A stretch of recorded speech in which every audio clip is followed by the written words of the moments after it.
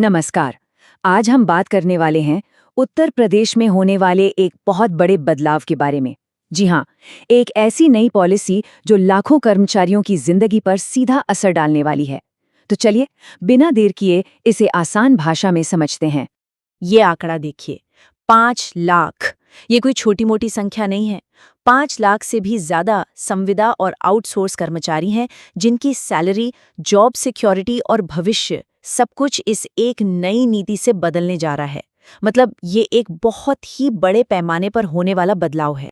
तो सवाल ये उठता है कि इस बदलाव की जरूरत पड़ी ही क्यों? कर्मचारी यूनियनों के नेताओं का ये बयान असल में समस्या की जड़ तक ले जाता है, और वो जड़ है शोषण। सालों से ये एक बहुत बड़ी शिकायत रही है और इसी को खत्म करने के लिए ये नई नीति सामने आई है। ठीक है, तो इस नई पॉलिसी को यानी समाधान को समझने से पहले ये जानना बहुत जरूरी है कि समस्या क्या थी, कर्मचारी असल में क्या मांग रहे थे, उनकी परेशानियां क्या-क्या थीं। चलिए, पहले उस पर एक नजर डालते हैं। तो देखिए, राज्य कर्मचारी संयुक्त परिषद जैसे जो संगठन हैं, उनकी कुछ बहुत ही सीधी और साफ मांगे थी। सबसे बड़ी चिंता थी बिचौलिया एजेंसियों से होने वाले शोषण को रोकना। इसके साथ ही वो चाहते थे कि एक फिक्स्ड मिनिमम सैलरी तय हो, काम करने के लिए पक्के नियम कानून बने और सबसे जरूरी, भविष्य के लिए सोशल सिक्योरिटी मतलब सामाजिक सुरक्षा का फायदा मिले। अब इन्हीं सब मांगों के जवाब में सरकार ने जो कदम उठाया है वो है ये नई आउटसोर्सिंग पॉलिसी। इसे एक तरह से इन सारी समस्याओं का हल माना जा रहा है।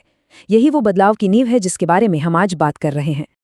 देखिए, इस पॉलिसी को सिर्फ कुछ नियमों का एक डॉक्यूमेंट नहीं समझना चाहिए। इसका लक्ष्य कहीं ज्यादा बड़ा है।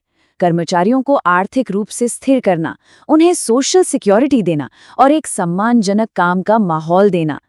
अच्छा, इस पॉलिसी का असर समझने का सबसे अच्छा तरीका जानते हैं क्या है? पुरानी और नई व्यवस्था को आमने सामने रखकर देखना। इससे एकदम साफ हो जाएगा कि जमीन पर असल में क्या बदल रहा है। तो चलिए, एक तरफ रखते हैं उस सिस्टम को जो अब तक चला आ रहा था और दूसरी तरफ इस नई पॉलिसी को। देखते हैं कि कर्मचारियों के लिए पहले क्या था और अब क्या होने वाला है। चलिए, अब इस टेबल को ध्यान से देखते हैं। सबसे पहले सैलरी पेमेंट। पहले क्या होता था? सैलरी एजेंसी के जरिए मिलती थी, जिसमें अक्सर देरी और कटौती की शिकायतें आती थीं। लेकिन अब पैसा सीधे कर्मचारी के बैंक अकाउंट में आएगा। दूसरा, पे स्केल। पहले कुछ तय नहीं था, पर अब 16,000 से 20,000 रुपए की एक रेंज तय कर दी गई है।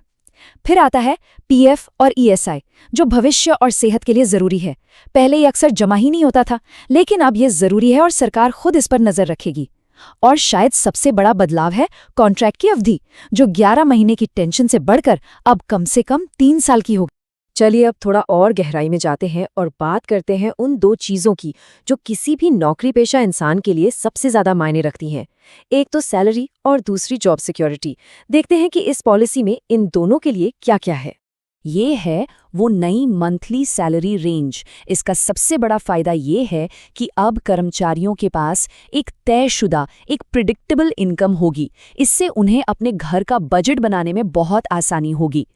ईपीएफ यानी एम्प्लॉई प्रोविडेंट फंड, इसे आप भविष्य के लिए एक जबरदस्त बचत योजना समझ सकते हैं। मतलब जितनी कटौती एक कर्मचारी की सैलरी से होगी, उतना ही पैसा सरकार भी उनके खाते में डालेगी। ये रिटायरमेंट के लिए एक बहुत बड़ा सहारा बन जाता है। और ईएसआई, ये तो एक तरह का हेल्थ सुरक्षा कवच है। ये ना सिर्फ कर्मचारी बल्कि उनके पूरे परिवार को मुफ्त इलाज की सुविधा देता है, जो आज के जमाने में आप जानते ही हैं कितनी बड़ी राहत की बात है। आइए इसे एक छोटे से उदाहरण से समझते हैं। मान लीजिए किसी की ग्रॉस सैलरी 18,000 रुपए है, तो उसमें से पीएफ और ईएसआई के लिए, मतलब भविष्य और स्वास्थ्य के लिए, करीब 1,431 रुपए कटेंगे और हाथ में यानी बैंक अकाउंट में करीब 16,569 रुपए आएंगे। तो ये जो कटौती है, ये भी कर्मचारी के अपने ही फायदे के लिए है। ये जो 3 साल का आंकड़ा है ना, ये नौकरी की सुरक्षा के लिए एक मील का पत्थर है। सोचिए, जहां पहले हर 11 महीने में नौकरी जाने का एक डर सा लगा रहता था, वहीं अब कम से कम 3 साल की स्थिरता मिलेगी। ये मानसिक शांति के लिए एक बहुत बड़ा कदम है। अच्छा, इस पॉलिसी ने सिर्फ सैलरी और सिक्योरिटी पर ही काम नहीं किया है। इसने भर्ती की प्रक्रिया को ही पूरी तरह से बदल दिया है, ताकि किसी भी तरह के भ्रष्टाचार या मनमानी की कोई गुंजाइश ही ना बचे। तो अब भर्ती की पूरी प्रक्रिया ट्रांसपेरेंट होगी। पहला स्टेप, सरकारी विभाग अपनी जरूरत सरकार के ऑनलाइन मार्केटप्लेस यानी जेम पोर्टल पर डालेंगे। इसके बाद एक नई सरकारी संस्था सेवा निगम बनाई गई है जो बिना किसी पक्षपात के एजेंसियों को चुनेगी।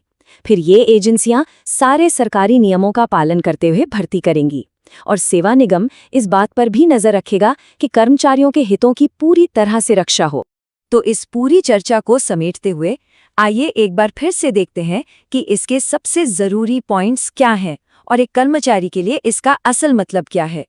तो संक्षेप में कहें तो अब सैलरी सीधे बैंक में आएगी, बीच में कोई नहीं। नौकरी कम से कम 3 साल के लिए पक्की होगी। ईपीएफ से भविष्य और ईएसआई से सेहत दोनों सुरक्षित रहेंगे। भर्ती में आरक्षण के नियमों का पूरा पालन होगा और अगर कोई भी दिक्कत होती है तो शिकायत करने का एक पक्का सिस्टम भी होगा। देखिए, कागज पर तो ये पॉलिसी एक बहुत मजबूत और ऐतिहासिक कदम लग रही है, लेकिन असली सवाल तो यही है कि इसका जमीनी स्तर पर अमल कितना असरदार होगा। क्या ये वाकई उस शोषण को पूरी तरह से खत्म कर पाएगी जिसका जिक्र हमने शुरू में किया था? खैर, इसका जवाब तो आने वाला वक्त ही देगा।